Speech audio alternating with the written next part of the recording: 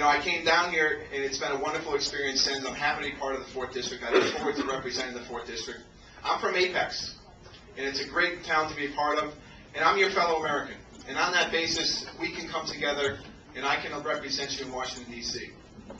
My expertise is economics and finance. And I am someone that comes down on the side of loving my country, for all its imperfections, for all the institutions and the people that manage it to make wrong decisions. It's the most amazing country that the planet has ever seen. We're here today, and we've been talking amongst each other for a long time now, and as you know, I'm the most committed candidate to this race. I've been in this race since May of '09. Since the day BJ told me he wasn't going to run, I decided to jump in out of respect for him. I asked for his decision first. When it was clear he wasn't going to get in the race, I decided, you know what, it's time for me.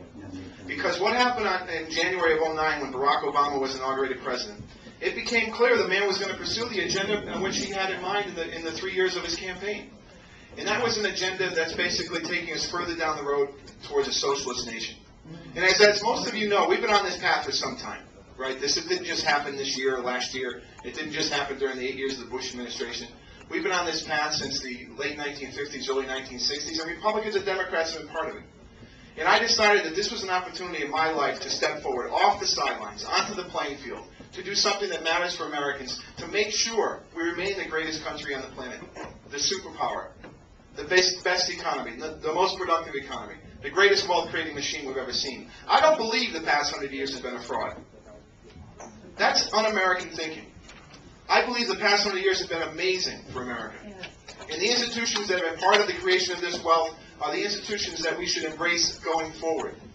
There's no question that these institutions, the federal government, the U.S. Congress, the executive branch, the judiciary branch, the Federal Reserve System, they're made up of human beings, just like those of us in this room, who make judgments that aren't always correct. But that is not the basis on which to destroy that which made this country great. That kind of thinking is based on economic theory and ideology that has proven to be failed over the centuries. We want to embrace our history. We want to embrace what America is and keep in mind always and everywhere that we can overcome any challenge.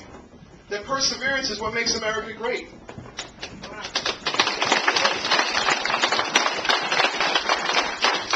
And we can be proud. Now look, one of the key reasons I want to run for office is obviously to block the agenda that Barack Obama has in mind. And it's being enabled by the Democrat control in Congress. It's something uniquely un-American. We have in our midst a post-American president who goes around apologizing for America, who embraces our foes and pushes aside our allies, who, without real understanding of what he's doing, reworks our nuclear posture, softens our national security. And so I step forward to be that one additional vote in Congress to block that agenda.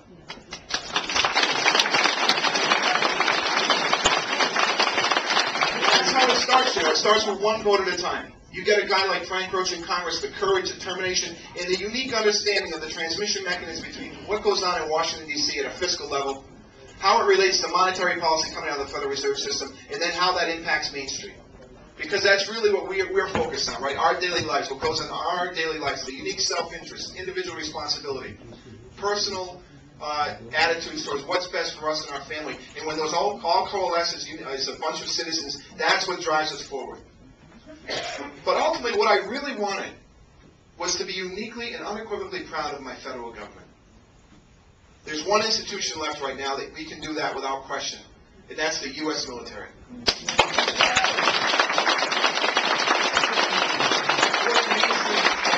Amazing group of men and women throughout our history that have provided that which we can sit in this room, in this quiet, contented room, with all our friends, and we can talk about things that concern us, and yet we know we're safe and sound.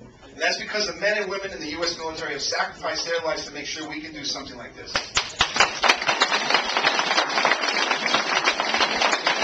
I know we have veterans in this room, and what more can we say? We say thank you, but it doesn't feel enough.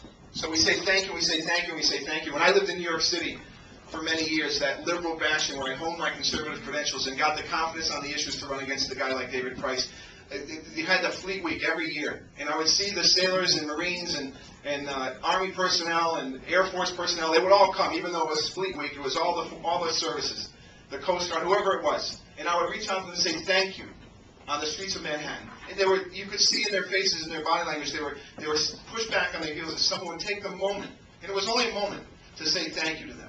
And we all have to remember that without that, we have nothing. But beyond that, we need to have our federal government working for us so we can all be proud of it, which means living within its means, which means making sure we understand we are a constitutional republic. We are not a democracy.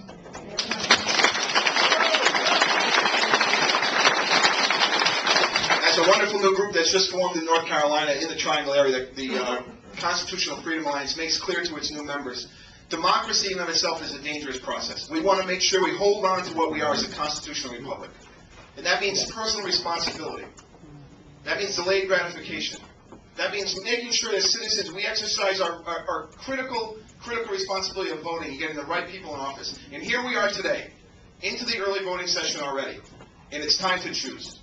It's time to choose the person you think best can take on David Price. I have not lost to David Price before.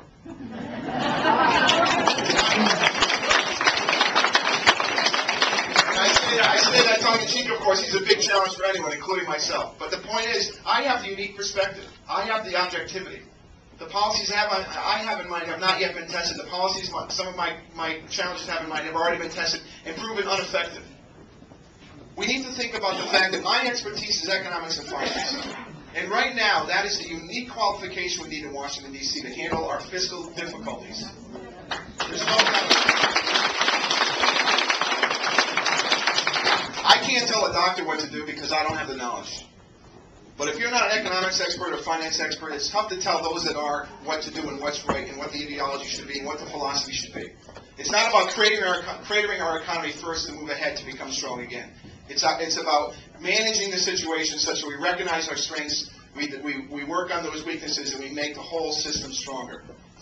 To reject American free enterprise the past 100 years of it because someone doesn't like the Federal Reserve System, it suggests class warfare, it suggests envy, it suggests someone's getting something for nothing. And that's simply not the case. We all benefit from the financial infrastructure that we have in this country right now. There's no question mistakes have been made. But those mistakes are related to fiscal policies, not to monetary policies. We need an independent central bank. We need to make sure that we don't create additional currencies to compete with our own U.S. dollar right here in our own country. That's silly. Remember, we're about embracing America, embracing our history. Moving forward, knowing we can overcome these challenges, it's really important we have that in our minds. And we think about what kind of country are we going to be moving forward. Are we going to continue to be a constitutional republic based on free enterprise, the individual, personal responsibility, taking risk as entrepreneurs? And I know there's entrepreneurs in this room that have taken risks and succeeded. And yet we know in Washington, D.C. that's a real question. Because uniquely un-American things are being pushed upon us, like the health care bill, cap and trade, card check. And we got more coming down the pipe. This new review of our nuclear posture, that's softness. That's revealing a stereotype between Democrats and Republicans, one being soft and one being hard. And yet we know these are wrong. And then we have to ask ourselves about economic opportunity moving forward for us, because we're all young enough to have something to want in the future in terms of economic opportunity for our children, our grandchildren. And those things are in jeopardy as well. When we see unemployment rates for teenagers 18 and then up to 29 years old at historic highs. When we have unique levels of competition come from outside our country at very low skill levels and very low wage rates. When we have trade issues with China and India that at the negotiating table we lost. These are things that have to be taken in mind, and that's why economics and finance background comes in, to understand the transmission mechanisms between international nations competing and the importance of the U.S. dollar, the reserve currency of the world. The idea that inflation is taking control over time is to suggest that's what should happen. Inflation in of itself is not a bad thing. It's a good thing. It's how we become wealthier. Don't reject that. Don't take on the ideology that says inflation of itself is bad. The dollar was worth 5 cents today. It was worth $1, 1913. That is a misunderstanding of economic principles and what it takes for a free market to move forward. Reject that thinking. That is negative, un-American thinking. I mean that. This is serious business right now. America is a great economic engine, always will be. And lastly, national security. We cannot forget this. This is job one. When I get into Congress, we make sure we reassert our strength as a country with respect to our military. The military is strained and stressed, but it's still working beautifully. Cuts have been made over time to our forces that need to be stopped and put back in place so we can always be assured of a strong national security. My name is Frank Roach. I need your vote between now and April. Thank you.